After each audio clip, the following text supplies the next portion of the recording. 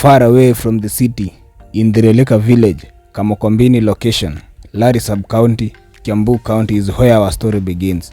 Efforts, hard work and commitment of young school girl Magdalene Wangui Mwangi got our attention. She is a Form 4 student at Mugeko Secondary School.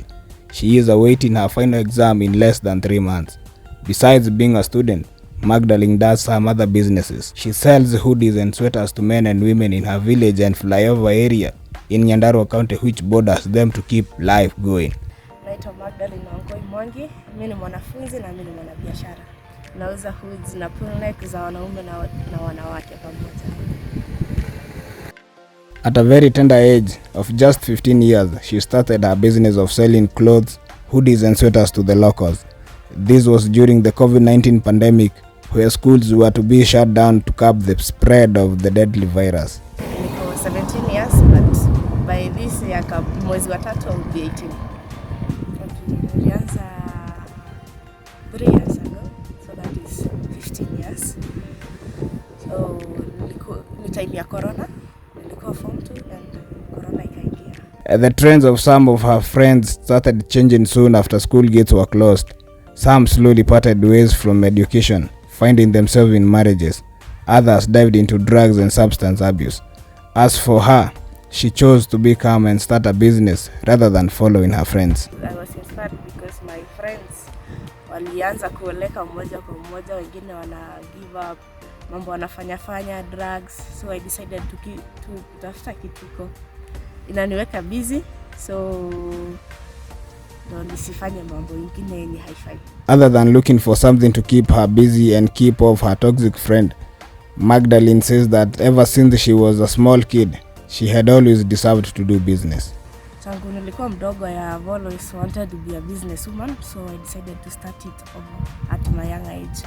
Magdalene says she would want herself a better life, a big business of selling clothes, as she says people will never stop wearing clothes. Okay, for me, naweza taka kuwa na biashara kubwa ya nguo, so it started with clothes. Watu hataacha kuvaa nguo, hiyo ni fact. So I started with it na inaenda vizuri. Her parents didn't take it lightly. Perhaps they saw a more brighter future in her.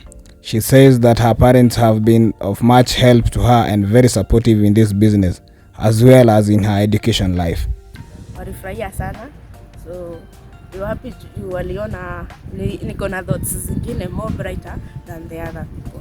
So they even walinisaidia sana because the first finance I was given by my parents. In her education life, Magdalene tries to convince her parents, who at times fears that she might ditch school for business. Her love of school gives her parents hope, reducing the fear that she might drop out of school. Okay, they fear, yes, they wanaogopa, but mimi huwapea trust. Wanaona napenda shule sana, so hawaogopi sana, lakini wanaogopa kidogo. While at school, the relationship with other students is just awesome. They want to be associated with her. Others want to accompany her when she's going to sell the hoodies. Okay, for me, mimi am talkative, so mimi na wanafunzi tuko sawa sana. Hata wengi wanataka kukaa karibu na mimi. Hata kuna wenye wanatakanga tukuje na wao, they see how I react to the customers. Besides her business, Magdalene has a bigger dream in her future. After school, she still would like to continue with her studies. She says that she would like to pursue a medicine course and be a nurse. Okay, nasoma, I want to be a nurse by professional, but I work for being a nurse for just few years. At her Mugeko Secondary School, when her teachers knew that she was doing business alongside learning, they encouraged her to balance the two. Others became her first customers. Walifurahia, but they told me jaribu kabisa ku balance those both things. Most of them are my customers. They are my first customers. Mimi ni Thomas Nyang'ono, ni mwalimu wa shule ya upili anakosoma huyu msichana Magdalene Mwangi. Shule yetu ni shule ya upili ya Mugeko. Kwa hivyo ambavyo ninavyomjua huyu mwanafunzi Magdalene, ni mwanafunzi ambaye amekuwa na nidhamu njema shuleni kwa hiyo miaka yote. Alafu licha ya hayo ni msichana ambaye amejituma katika masomo, anatia bidii sana. kwa sababu matokeo yake, licha ya kwamba unavyomuona anashughulika na shughuli zingine za kiuchumi, licha ya hayo, msichana ambaye anajitolea katika masomo, anatia bidii sana, kwa sababu matokeo yake si mabaya. Her school performance is promising and her teacher says that she can do more better than she's doing. Okay, performance iko sawa kabisa. Though it's not my best, I'm still trying. It's not my best because walimu wanasema more capable than that. Ni matokeo ambayo pengine ni ya kutia moyo. Ni kwamba anaweza akafaulu akizingatia na jitolea zaidi, kwa sababu navyoona mtihani wake unakaribia. Hivi sasa ni mtahiniwa ambaye anatarajiwa kufanya mtihani. Despite games and sports being affected highly by the pandemic, Magdalene participates in extracurricular activities as her teacher explains. Unajua mambo ya mchezo yameathirika sana na hili janga ambalo limekumba taifa hili hivi sasa, na si hata taifa, dunia.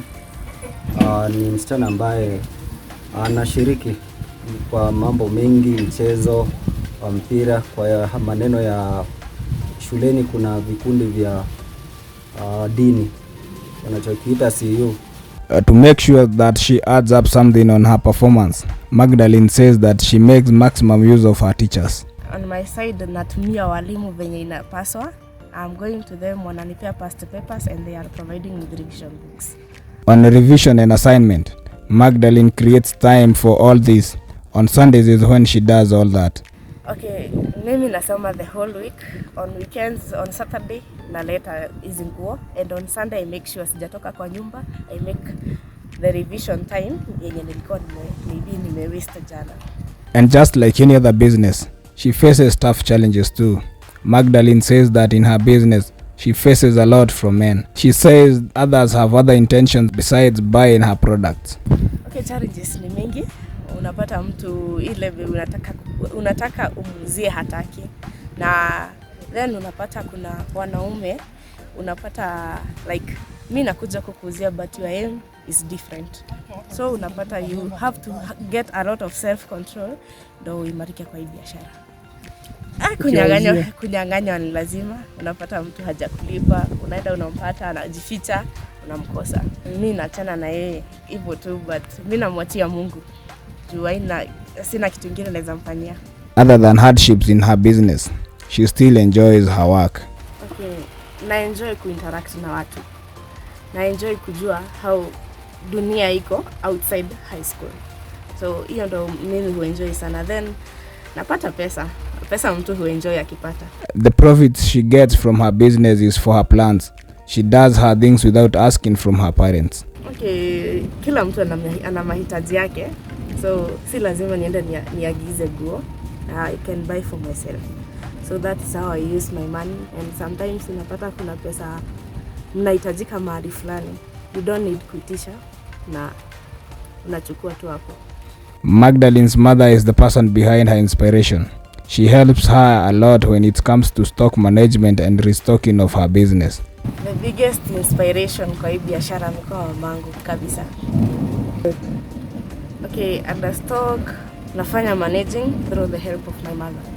So at least na plania when I use this na nabakisha hii. So I'm able to manage it. Indeed, it's a commitment in its own level, balancing the wheels of life and education at the same time and keeping it real. An inspiration to educate, motivate and awaken many. Moses Nduta for Mosese TV.